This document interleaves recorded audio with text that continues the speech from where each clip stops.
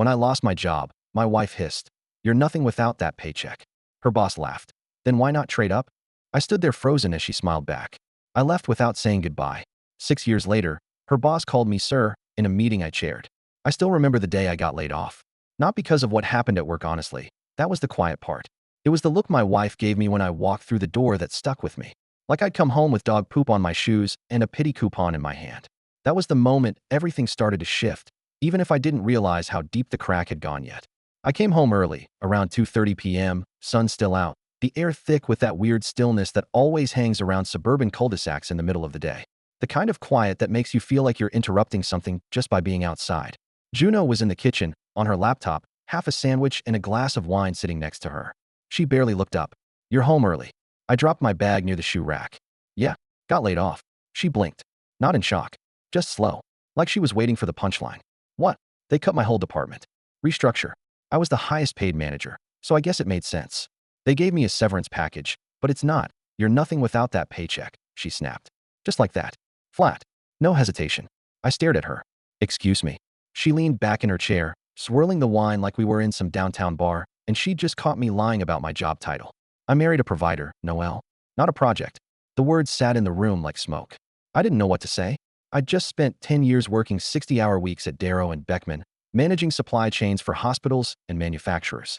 I paid the mortgage, bought her car, covered every spontaneous vacation she'd dreamed up on a Tuesday and booked by Wednesday. Now, she was looking at me like I was an expired credit card. Then came the voice. A man's voice. "Don't be too hard on him," it called out from the living room. "Maybe it's just time to trade up." I turned the corner, heart already halfway out of my chest. He was lounging on our couch. Alec Ferris, her boss, the VP of sales at Whitmore and Lee, where Juno worked in business development, wearing no shoes, holding the remote. I stood there, completely still. Juno didn't even flinch. She looked me straight in the eye, then smiled at him. That was it for me. I walked out without saying goodbye, without grabbing a bag, without asking a single question. I stayed with my friend Kellen for the first few weeks. Slept on his pull-out couch in his studio above the bike shop in Lakewood. Told him I just needed time to figure out the next step. He didn't ask many questions. Just handed me beers and let me sit with my thoughts. I spiraled for a bit. Not in a dramatic way. Just in that slow, dangerous, silent kind. The kind where you don't know you're depressed until you realize you haven't eaten a vegetable in 5 days and you're arguing with a job board website at 2 a.m. But something about hitting rock bottom peeled me open. Made me raw enough to start over. I enrolled in a coding boot camp. 8 hours a day, 6 days a week. I was terrible at it at first, embarrassingly bad. But I kept at it. Somewhere along the line, the logic started to make sense. The chaos of my life had rules now. Structure. If-else statements, clean loops, expected outcomes. Unlike people, it took me a year to get decent. Then I got lucky. I joined a small AI startup in Cincinnati as a junior backend developer. They were new, scrappy, underfunded, and completely ignored by the bigger players. But I loved it. I learned more in that first year than I had in the previous 10 combined. The company grew fast. Our software helped medical logistics companies optimize deliveries, which, ironically, meant I was now helping hospitals again, just from the other side. I rose through the ranks, this time because I added value, not because I made nice with the VP at happy hour. 3 years in, I was promoted to director of product. 5 years ago, I was on the leadership team. Year 6, I became chief operations officer. We rebranded, opened a second office in Chicago, and started working with Fortune 500s. The meeting that brought it full circle was scheduled on a Monday. I hadn't even looked at the client list until 10 minutes before the Zoom started. It was a standard onboarding consult for an enterprise package for a mid-sized consulting firm that wanted to use our predictive logistics tools. Whitmore and Lee. The name didn't hit me at first. Then I saw the attendee list. Alec Ferris, VP of Sales. The same smug prick who sat on my couch 6 years ago in his socks, told my wife to trade up, and laughed while I stood there gutted. It's strange what you remember most from the day your life shifts.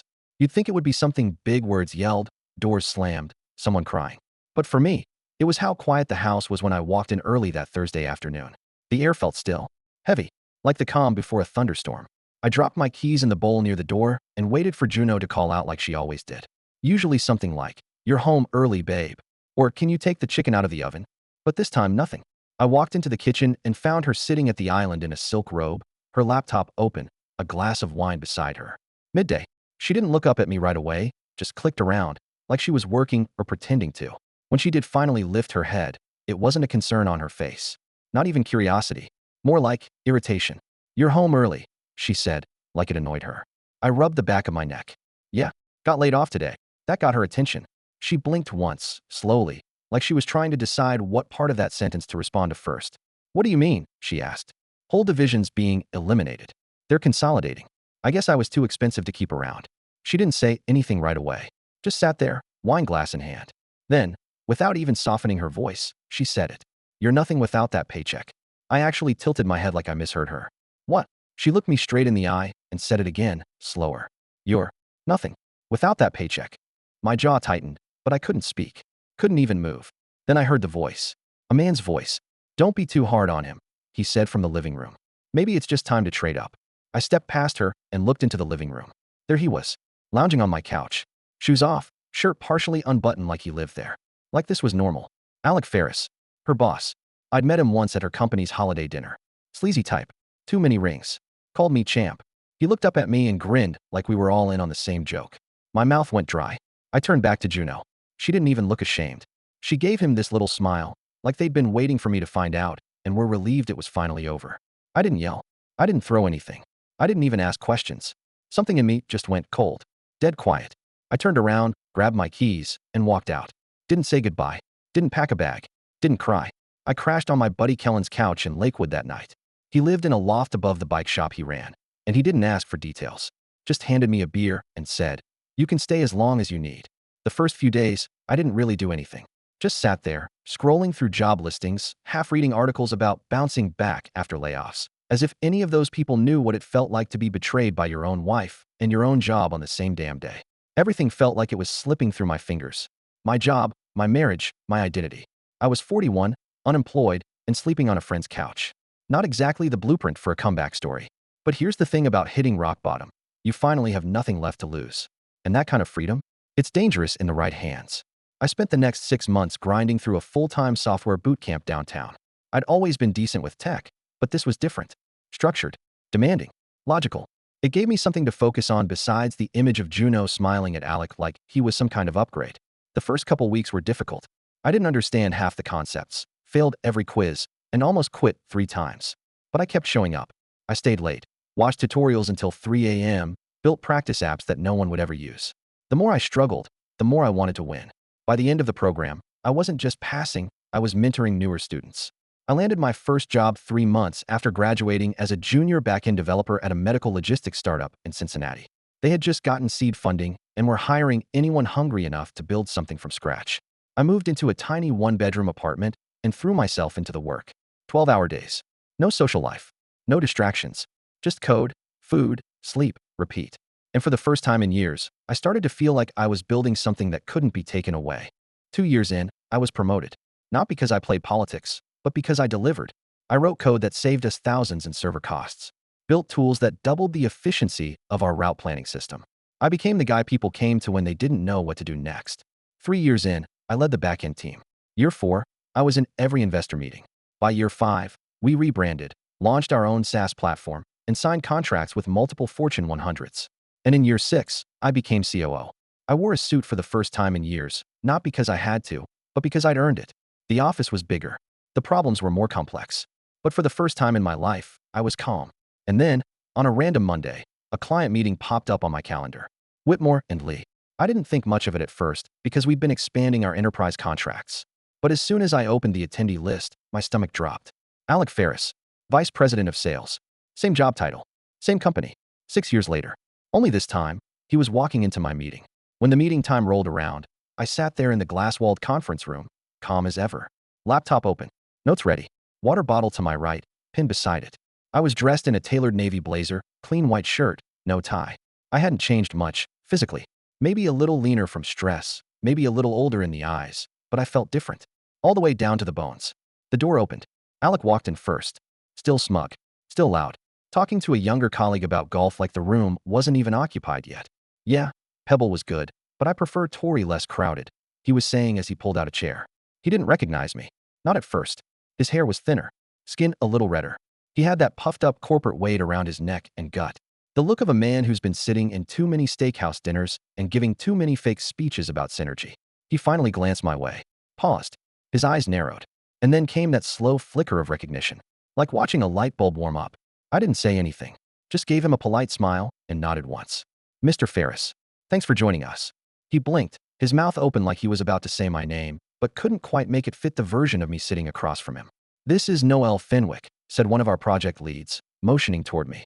Our COO. Alec cleared his throat. Right. Of course. Nice to meet you again. I mean, officially. Likewise, I said, keeping my voice level. I watched him sweat a little. It was subtle. The way he tugged at his collar, the shift in his posture, the way his laugh became tighter whenever someone cracked a joke. He couldn't focus. His eyes kept darting toward me like he wasn't sure if I was going to bring up the past right there, in front of everyone. But I didn't. Not once. I was professional, focused, polite, even as I watched him squirm. Even when I noticed the ring on his finger was my wife's ring. She hadn't even changed it. I almost laughed. After the meeting ended, people filtered out slowly. A few stayed back to chat. Alec lingered awkwardly, probably debating whether to slip away quietly or face me head on. He chose wrong. He waited until the last person left, then stepped closer. Hey, Noel. I looked up from my laptop. Yes. He cleared his throat. Listen, I wasn't sure if you'd remember me. I do. A pause. He gave a weak chuckle. Right. Well, look, I know things were messy back then. I was going through some changes, and Juno, stop. He froze. I'm not interested in your version, I said calmly. Whatever happened between you and Juno is yours to own. But let's be clear, we're not friends. We're not catching up. And I don't owe you a damn thing. He opened his mouth, then shut it. From this point forward, our relationship is strictly business. I continued, still not raising my voice. You show up prepared, you follow through, and you treat my team with respect. You mess around, and we walk. Simple. He nodded, slowly. Understood. Good. I packed up my things and stood. Just before I walked past him, I looked him in the eye and said, Oh, and Alec? He glanced up. You traded up, remember? His face dropped. I walked out. Later that night, I sat on my balcony with a glass of whiskey, the city lights stretching out in front of me. I hadn't thought about Juno in months, not really. Every once in a while, she'd flicker through my mind a song she used to hum. The way she twisted her hair when she was lying, the time she made fun of me in front of her friends and called it teasing. But tonight, she was right there, sitting across from me in my mind like a ghost who finally realized she wasn't welcome. I didn't hate her anymore. That surprised me. I thought I would for years. I imagined seeing her again and feeling that rush of fury. But now, I just felt free. She'd chosen someone who could sit in my house, in my chair, and laugh at my failure. I'd built something better, and her choice had aged like milk. The following week, I didn't hear from Alec directly. Instead, I got an email from one of his associates, someone named Landon, asking for a follow-up call to review implementation scope. The wording was vague corporate speak for we're nervous. Let's check the temperature again. I replied professionally. Scheduled the call. Alec didn't show up to that one. I wasn't surprised. When people like Alec lose the upper hand, they usually retreat. They start sending others to speak for them, hiding behind calendars and titles. I'd seen it before when someone's ego took a hit that didn't heal. They vanished into the nearest conference room and hoped no one remembered. But I remembered. Not because I was bitter not anymore, but because I refused to forget how easily people like that laugh while stepping on you. A couple weeks passed. Life moved on. Meetings, reports, strategy sessions. We onboard 3 new clients. One of my direct reports got promoted. I finally started looking at houses outside the city, quiet ones, with real yards and garages that didn't echo. Then, out of nowhere, I got a text. Not from Alec. From Juno. Hey, didn't know you were with Meridian until Alec mentioned it. Congrats. Hope you're doing well. I stared at the screen for a long time. 6 years. No calls. No apologies. No messages on birthdays, anniversaries, holidays. Not even when my mother passed someone she'd called Mom for nearly a decade. Now she texts me because her boyfriend's upgrade finally figured out the man she discarded now runs circles around him. I didn't reply. Not because I didn't have anything to say. Because I had everything to say and none of it needed to be spoken. But the text got under my skin. Not in a painful way. More like an itch. Something that reminded me of a scar I'd stopped noticing.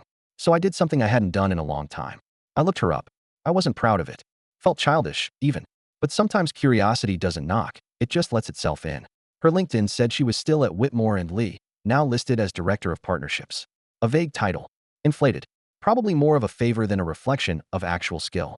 She hadn't published anything, hadn't spoken at any events, hadn't written a single blog post or article in the past 5 years. The truth was, she'd hit her ceiling. She picked her lane and stayed in it. And now, she was watching someone she dismissed as a failure climb past her like she never even existed. 2 months later, I was invited to speak at a leadership conference in Chicago. Nothing huge, just a mid-sized gathering of execs in tech and logistics, talking about trends, pain points, AI integrations. I almost didn't go, but when I saw the attendee list and spotted Whitmore and Lee among the registrants, something in me said, Why not? I gave a 20-minute talk on streamlining last-mile delivery systems using machine learning, something I'd helped our team build from the ground up. It went well. Clean. Tight. Got a few good questions at the end. Afterwards, people approached. Business cards. Quick conversations. A handshake here, a great insight there. And then, as I packed up, I saw her. Juno. She stood near the back of the room, arms crossed. Hair longer now, a beige blazer over her frame. She looked good, professional, polished, but her face was stiff. Not angry, not smug, just unsure. Like she wasn't quite sure how to walk over to someone she'd once humiliated in front of a man who no longer had the same power he once did. But she did walk over. Slowly, cautiously. Noelle, she said, her voice soft. I nodded. Juno. She glanced around, then back at me. That was a good talk. Thanks. A long pause followed. I didn't expect to see you here, she said. I work in this industry, I said evenly. Kinda makes sense. Another pause. She smiled a little. You've done well. I have. You always were determined. I looked at her. You mean before or after you told me I was nothing without a paycheck?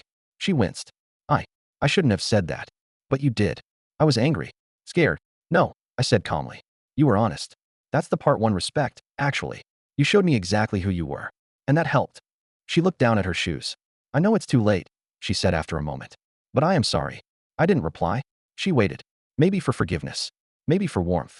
But I didn't offer either. Instead, I gave her what she'd never given me. Closure. I don't hate you, Juno, I said. I just don't need anything from you anymore. She nodded, eyes glassy. I understand. And then she turned and walked away. I didn't watch her go. That night, I had dinner with a few of the other speakers. Sharp people, focused, curious. We laughed over overpriced whiskey and bad hotel steak. Talked about trends, futures, and new ventures. And for the first time, I didn't think about my past once. A few weeks after the conference, something unexpected landed on my desk. Our legal team forwarded me a notice Whitmore and Lee wanted to renegotiate terms on their contract. According to the memo, they were restructuring their internal leadership and needed more flexibility on scope and payment timelines. Translation, something had gone wrong over there. I read through the attached documents. Alex's name wasn't listed anywhere. I opened a new tab, pulled up his profile. Gone. No longer at Whitmore and Lee. I scrolled through Google and LinkedIn for about 10 minutes before I found it. He'd transitioned out. No statement, no farewell post. Just gone. I leaned back in my chair and smiled, just a little. Then I called up our finance lead. Let's give them what they want, I said. But I want to review the new terms personally. Every word. She paused. You want to stay on the account? Very closely, I said. By the end of that month, I scheduled an in-person review meeting with Whitmore and Lee's leadership. It was held in our downtown office, sleek, glass, modern, with skyline views and echoing hallways designed to make visitors feel 2 inches smaller than they were when they walked in. I had a fresh suit pressed for the occasion. When their new lead rep arrived, some guy named Daryl with nervous energy and too much cologne, I greeted him in the lobby and walked him up myself. Quite the office, he said, trying to make small talk. I smiled. We like to keep things efficient. We entered the conference room. Coffee already brewed. Presentation screen ready. My assistant had printed the revised contract and placed it neatly in black folders at each seat. I didn't see Juno at first, but 10 minutes in, she walked in quietly, cautiously, like she wasn't sure she was supposed to be there. She was listed as Strategic Partner Consultant on the docket. Her face paled just slightly when she saw me at the head of the table. I nodded politely. Nothing more. She took a seat. Didn't speak. I walked through the new contract line by line. Every clause, every adjusted fee, every late penalty was restructured to our benefit. I made sure it was all crystal clear. By the time we finished, Daryl looked like he'd just come out of an IRS audit. So these terms, he said, they're a little tighter than we were hoping. I leaned forward. That's intentional. We're no longer looking for clients who stretch payments, under-resource implementation, or loop in unqualified team members at the last minute. Daryl nodded slowly. I understand. I turned my eyes toward Juno. Quality matters more to us now. Stability. Integrity. She swallowed but said nothing. I stood. This is the offer. It's not negotiable. If your team can meet these expectations, we're happy to move forward. If not, we'll walk. Daryl started to answer, but I'd already begun collecting my notes. Juno stayed in her chair as I left the room. The next day, I got an email from Daryl. They signed. No changes. No counter. Everything, the tighter terms, the increased minimums, the early termination fee locked in. We had the upper hand, and they knew it. And Juno? She never reached out again. But I knew she knew. She knew that the man she'd called nothing was now the one holding the contract she needed to keep her job. She knew that the house she tried to build on quicksand was now crumbling. And she knew that I didn't need revenge, served hot or cold. I served it with silence. With power. Walking into the same room, she tried to disappear from me and owned it completely. A few months later, I bought a house. Modest, clean lines, a quiet backyard with old trees, a wide porch with enough room for a chair and a beer and nothing else. I didn't finish it fast, just took my time, made it mine. I adopted a dog mutt named Curtis with floppy ears and a tail that thudded against the walls every time I came home. I didn't date for a long while, but I didn't feel alone, either. I built something honest, something I never needed to fake or beg for or prove.